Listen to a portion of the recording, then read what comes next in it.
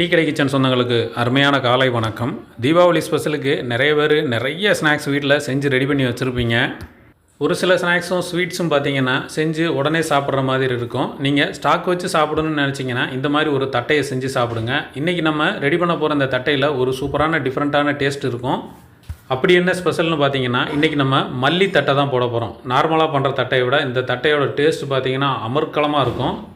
நல்லா மொறுமொறுப்பாக நீங்கள் ஒரு தட்டை செய்யணும்னு நினச்சிங்கன்னா கண்டிப்பாக இந்த மாதிரி ட்ரை பண்ணி பாருங்கள், சூப்பராக இருக்கும்.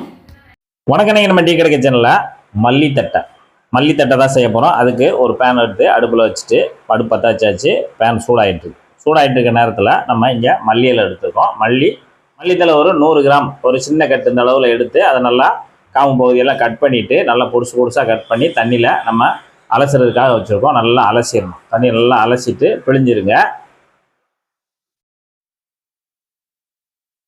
நல்லா இப்படி ஒரு கைப்பிடி இருக்கணும், அந்த அளவுக்கு இருக்கணும். பிழிஞ்சிட்டு நம்ம இந்த பேனில் சேர்த்துக்கலாம்.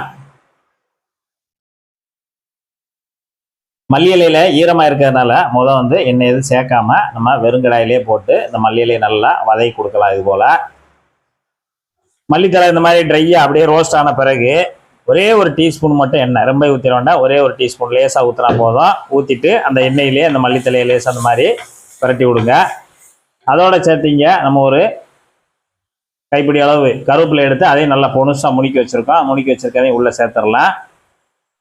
சேர்த்துட்டு அதையும் நல்லா பிரட்டி கொடுங்க. இப்போ மல்லியில் கருவேப்பிலை ரெண்டையுமே நல்லா இந்த எண்ணெயில் ஒரு டீஸ்பூன் எண்ணெயிலே நல்லா பிரட்டி கொடுத்து வதக்கி கொடுத்துக்கோங்க. இப்போ எண்ணெய் ஊற்றி ஒரு 2 நிமிஷம் மட்டும் நல்லா சுருளை இந்த மாதிரி வதக்கிக்கோங்க. வதக்கிட்டு இப்போ நம்ம ஸ்டவ் ஆஃப் பண்ணிடலாம். ஸ்டவ் ஆஃப் பண்ணிவிட்டு இது நல்லா ஆறட்டும் ஒரு பக்கம். இப்போ மல்லி தட்டை செய்கிறதுக்கு நம்ம மாவு பிசையணும். மாவு பிசைகிறதுக்கு நம்ம இன்றைக்கி அரிசி மாவு தான் எடுத்திருக்கோம். அரிசி மாவோட அளவு பார்த்தீங்கன்னா 300 கிராம், அதாவது மெஷர்மெண்ட் கப்பில் ஒரு 2 கப் எடுத்திருக்கோம். நல்லா சலிச்சிட்டு எடுத்திருக்கோம். இது பாக்கெட் மாவு தான், கடையில் வாங்கினா சாதாரண அரிசி மாவு, பச்சை அரிசி மாவு தான், வறுக்காத மாவு. அது அப்படியே நம்ம இந்த மாதிரி ஒரு மிக்சிங் பவுலில் சேர்த்துக்கலாம். அரிசி மாவு சேர்த்ததுக்கு பிறகு ஒரு 1/4 கப்பு கடலை மாவையும் சேர்த்துக்கலாம். இதுக்கு தேவையான உப்பு ஒரு 3/4 டீஸ்பூன் தூள் உப்பு, 1 டீஸ்பூனு தனி மிளகாத்தூள், ஒரு 1/4 டீஸ்பூன் பெருங்காயத்தூள்.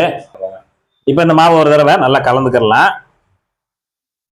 இந்த உப்பு, பெருங்காயத்தூள், வத்தல் தூள் எல்லாத்தையும் சேர்த்து நல்லா ஒரு தடவை இது போல் கலந்து விட்டுக்கோங்க. கலந்து வச்சுருக்க மாவில் சூடான எண்ணெய் ஒரு டேபிள் ஸ்பூன் சேர்த்துக்கோங்க. எண்ணெயை சேர்த்துட்டு மாவோடு சேர்த்து நல்லா பிசைஞ்சு விடணும். எண்ணெயும் மாவும் நல்லா இது போல் எல்லா பக்கமும் மாவில் படுற மாதிரி இந்த மாதிரி நல்லா கலந்து விடுங்க. இப்போ எண்ணெய் மாவு நல்லா கலந்தாச்சு. இதுபோல் நல்லா கலந்து முடிச்சுட்டு இந்த சின்ன பவுலில் 50 கிராம் ரவை எடுத்து நல்லா முங்குற அளவுக்கு தண்ணி வச்சு நம்ம ஒரு 10 நிமிஷம் நல்லா ஊற வச்சுருக்கோம். அந்த ஊற வச்சுருக்க ரவையை நம்ம இதில் சேர்த்துக்க போகிறோம். இப்போ நம்ம ரவை இந்த இடத்துல சேர்க்கும்போது நமக்கு இந்த மல்லித்தட்டை நல்லா மொறுமொறுப்பாகவும் நல்லா கிறிஸ்பியாக கிடைக்கும். அடுத்துங்க மல்லித்தலை நல்லா நம்ம ரோஸ்ட் பண்ணி வச்சுருக்கோம்ல, அந்த மல்லித்தலையும் கருவேப்பிலையும் நம்ம இந்த இடத்துல உள்ள சேர்த்துக்கலாம். சீரகம் ஒரு டீஸ்பூன் எடுத்து நல்லா இந்த மாதிரி கசக்கிட்டு சேர்த்துக்கலாம். அவ்வளோதான், அப்படியே உள்ளே சேர்த்துடலாம். கருப்பு எள்ளு, வெள்ளை எள்ளு எதுனாலும் சரி ஒரு டீஸ்பூனு. இப்போ எல்லாத்தையும் ஒரு தடவை கலந்து விடணும். அந்த ஊறி வந்த ரவை மாவு நம்ம வதக்கி வச்சு போட்டிருந்த மல்லி இலை, கருவேப்பிலை எல்லாத்தையும் சேர்த்து நல்லா ஒரு தடவை கலந்து விடணும். நல்லா கலந்தாச்சு. இப்போ நம்ம தேவையான அளவு தண்ணி சேர்த்து இந்த மாவை நல்லா பிசையணும். இப்போ 200 ml தண்ணி சேர்த்துக்கலாம்.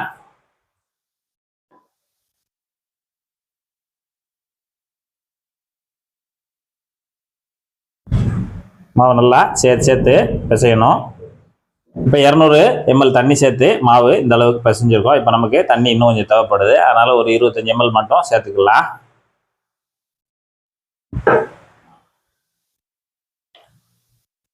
இப்போ நமக்கு மொத்தமாக 225 ml தண்ணி சேர்த்து நல்லா மாவு பிசைஞ்சாச்சு. மாவோட பக்குவம் பார்த்தீங்கன்னா நல்லா சப்பாத்தி மாவு பதத்துக்கு இருக்கணும். இந்த மாதிரி ரொம்பையும் இலக்கமாக இருக்க வேண்டாம், ரொம்ப ரஃப்பாக இருக்க வேண்டாம்.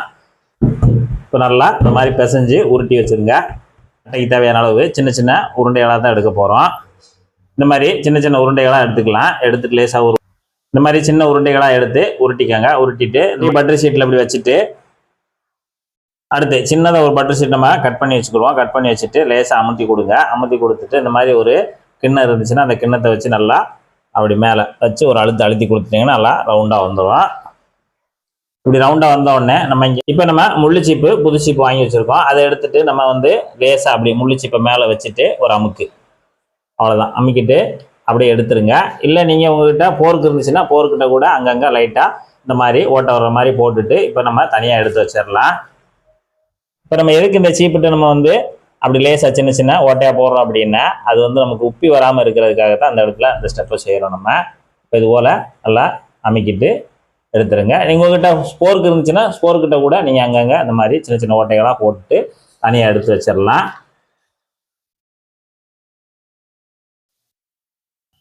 சின்ன சின்ன உருண்டைகளாக போட்டு இது போல் நல்லா தட்டி அதில் நல்லா ஸ்போர்க்கை வச்சு நல்லா ஓட்டையாக போட்டு நம்ம அந்த தட்டில் எடுத்து வச்சுருக்கோம். இதை இப்போ எப்படி பொரிக்கலாம்னு சொல்லி பார்ப்போம். இப்போ இந்த கடையில் தட்டை பொரிக்கிற அளவுக்கு நம்ம எண்ணெய் ஊற்றிக்கலாம். எண்ணெயோட சூடு பார்த்தீங்கன்னா ரொம்ப ஹெவியாக ஆவி பறக்கிற மாதிரி இருக்க வேண்டாம். நல்லா சூடு பண்ணிவிட்டு மீடியத்தில் வச்சுக்கோங்க. இப்போ நமக்கு சரியான சூடில் இருக்குது. இப்போ நம்ம செய்து வச்சுக்கக்கூடிய தட்டையை ஒன்று ஒன்றா நம்ம எண்ணெயில் சேர்த்துக்கலாம். மெதுவாக எடுத்து எண்ணெயில் சேர்த்துருங்க.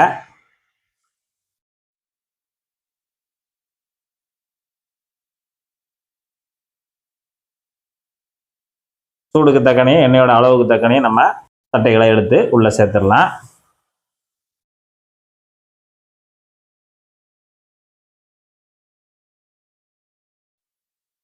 இப்போ நம்ம எண்ணெயில் போட்டு இப்போ நல்லா திருப்பி விட்டுக்கலாம். போட்ட உடனே மேலே வந்துடும். இப்போ திருப்பி விட்டுக்கலாம் ஒன்று ஒன்றா.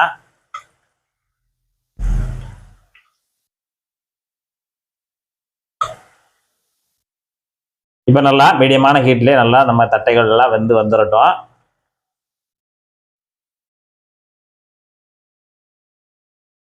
இப்போ நம்ம எண்ணெயில் போட்டு ஒரு 3 நிமிஷம் ஆயிடுச்சு. 3 நிமிஷத்தில் நமக்கு நல்லா இந்த அளவுக்கு சலசலப்பு அடங்கின உடனே நம்ம எல்லாத்தையும் அரிச்சு எடுத்துடலாம். இன்றைக்கி நம்ம ரெடி பண்ண அளவுக்கு தட்டை பார்த்தீங்கன்னா கிட்டத்தட்ட ஒரு 2 ஃபேமிலி அளவுக்கு சாப்பிட்லாம். நீங்கள் ஒரே ஃபேமிலியாக இருந்தீங்க அப்படின்னா நீங்கள் ரெடி பண்ணி வச்சு ஸ்டாக் வச்சு கூட சாப்பிட்லாம். நல்லா முறுமுறுன்னு கடைசி வரைக்கும் இருக்கும். இப்போ 2ஆவது ரவுண்டு போடுறதுக்கு முன்னாடி எண்ணெயை மறுபடியும் நல்லா சூடு பண்ணிக்கிறணும். சூடு பண்ணிவிட்டு மீடியம்லேயே வச்சுக்கிட்டு ஏற்கனவே தேய்ச்சி வச்சுருக்கிற அந்த தட்டையில் எல்லாத்தையுமே போட்டு ஒன்று போல் பொரிச்சு எடுத்துடலாம். இன்னைக்கு நம்ம டீ கடை சேனல் சூப்பரான மல்லித்தட்டை அருமையா தயாராயிருக்கு. நல்லா முறுமுறுன்னு தயாராயிருக்கு.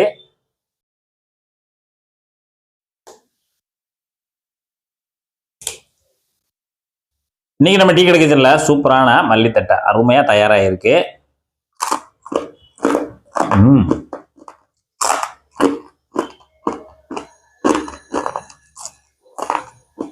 மல்லித்தட்டை நல்லா கருமுறுன்னு சூப்பரான ஒரு டேஸ்ட்ல இருக்கு. அந்த கொத்தமல்லி வாசம் கொத்தா வீசுன்றது அப்படியே வாய் மணக்க அருமையா இருக்கு. இதே போல இதே மெத்தட்ல நீங்களும் ஒரு கொத்தமல்லி தட்டை செய்து சாப்பிட்டு பார்த்துட்டு எப்படி வந்தன்றதை மறக்காம கமெண்ட்ல சொல்லுங்க. நன்றி, வணக்கம்.